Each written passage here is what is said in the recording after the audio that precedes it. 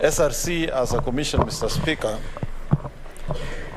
has not been doing justice to salaries either of public servants or state officers, Mr. Speaker. Mr. Speaker, I say that because if you look at the salaries of the members of County Assembly, Mr. Speaker, who are the first line of response of public issues in this country, Mr. Speaker, the salaries are too low for the members of County Assembly to be able to perform their function effectively, Mr. Speaker.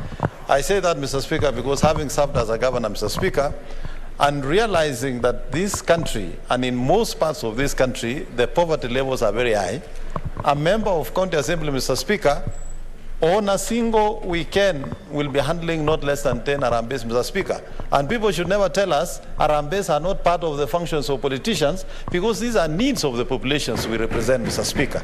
And there is no way a member of County Assembly will receive a citizen who is in dire need of facilitation to access hospital, or a very bright child from a very poor background in a very good school would perform well, missing school fees of 5,000-10,000, and you are telling us, Mr. Speaker, Arambes are not the business of elected leaders. Mr. Speaker, I think SRC should review the salaries of members of County Assembly to a minimum of about 400,000, Mr. Speaker.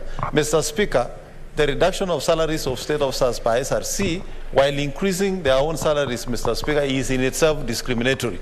And I want to say, Mr. Speaker, that this SRC seem to have an attitude towards state officers, and particularly politicians in this country, Mr. Speaker. And, Mr. Speaker, we want to tell SRC that we perform a constitutional duty. It was not...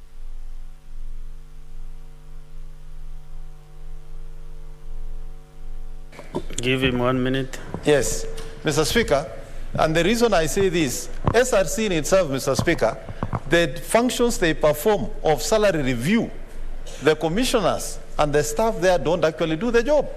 All this work is always outsourced, and all the millions of money we put in SRC in the budget for salary review is actually for paying consultants to do the work they are supposed to be doing. Mr. Speaker, I support the statement, and where possible, that commission should be brought into review.